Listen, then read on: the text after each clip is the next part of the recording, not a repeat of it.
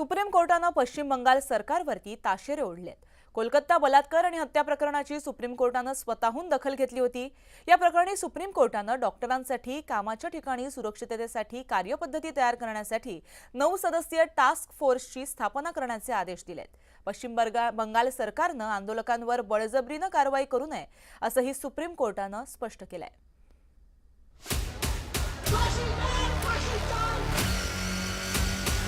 ये गलती थी कि उसने 10 साल अपनी जिंदगी मेडिकल फील्ड को देके। पश्चिम बंगालची राजधानी कोलकातासह संपूर्ण राज्य आंदोलनांनी दणाणून केले। आजीकर हॉस्पिटलमध्ये डॉक्टरवर झालेल्या बलात्कार आणि हत्येच्या घटनेनं राज्यभरात संतप्त नागरिक रस्त्यावर उतरले। सुप्रीम कोर्टानंही या घटनेची दखल घेत चिंता व्यक्त केली। यावर सुनावणी करताना सुप्रीम कोर्टानं गुन्हा नोंद व्हायला 3 तास उशीर झाल्याच्या मुद्द्यावरून पश्चिम बंगाल सरकारला फटकारले। डॉक्टर्स, सिविल सोसायटी, पोस्टमॉर्टम खूप आधीच झाला होता, मग गुन्हा नोंद व्हायला रात्रीचे 11:15 का वाजले असा सवाल सुप्रीम कोर्टानं उपस्थित केला। 3 तास रुग्णालयातील अधिकारी काय करत होते अशी विचारणा सुप्रीम कोर्टानं केली। सुप्रीम कोर्टाचे मुख्य न्यायमूर्ती DY चंद्रचूड यांच्या अध्यक्षतेखालील 3 न्यायाधीशांच्या खंडपीठानं डॉक्टरांसाठी कामाच्या ठिकाणी सुरक्षिततेसाठी कार्यपद्धती तयार करण्यासाठी 9 सदस्यीय टास्क फोर्सची स्थापना करण्याचे आदेश दिलेत। नॅशनल टास्क फोर्समध्ये कुणाचा समावेश आहे ते आता पाहूया। Surgeon vice admiral R Sarin, doctor D Nageshwar Reddy, doctor M Srinivas, doctor Pratima Murthy, doctor Govardhan Dattapuri, doctor Soumitra Rawat, AIIMS दिल्लीच्या प्रमुख कार्डिओलॉजी प्राध्यापक अनिता सक्सेना, ग्रँट मेडिकल कॉलेजच्या डीन डॉक्टर पल्लवी सापळे आणि डॉक्टर पद्मा श्रीवास्तव यांचा टास्क फोर्समध्ये समावेश आहे।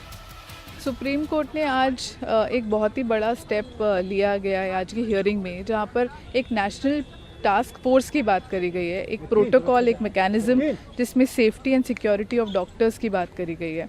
यहाँ पे आज ये क्लियर हो गया है कि जो आज वेस्ट बंगाल में हुआ है, चीफ जस्टिस ने बोला हम एक और इंसिडेंट्स का, एक और रेप केस का वेट नहीं कर सकते होने के लिए, और उसके पहले ही ये गाइडलाइंस स्टैब्लिश करना बहुत ज़रूरी है। सुप्रीम कोर्टानं पश्चिम बंगाल सरकारला आंदोलकांवर बळजबरी कारवाई करू नये असं आवाहनही केलंय। शांतताप्रिय आंदोलकांवर सत्ता गाजवू नका, आपण त्यांच्याशी अत्यंत संवेदनशीलतेनं वागा असंही कोर्टानं म्हटलंय। डॉक्टर आणि महिला डॉक्टरांची सुरक्षा हा राष्ट्रीय हिताचा विषय आहे, याकडे सुप्रीम कोर्टानं लक्ष वेधलं। जो रेसिडेंट डॉक्टर्स अभी भी वहाँ पे सिक्योर फील नहीं कर रहे हैं, आधे से ज़्यादा resident doctors they have left, वो अपने घर चले गए बिकॉज उनको सेफ नहीं लग रहा है कैंपस में। उन सबके लिए CIRF को भी डिप्लॉय करने का आज डायरेक्शन सुप्रीम कोर्ट ने दिया है। 14 ऑगस्ट रोजी मध्यरात्री झालेल्या निदर्शनाच्या वेळी हॉस्पिटलमध्ये झालेल्या तोडफोडीबद्दलही सुप्रीम कोर्टाचे मुख्य न्यायमूर्ती DY चंद्रचूड यांनी राज्याला प्रश्न विचारला। रुग्णालयावर जमावानं आक्रमण केलं, गंभीर सुविधांचं नुकसान झालं, त्यावेळी पोलीस काय करत होते असा सवाल चंद्रचूड यांनी उपस्थित केला।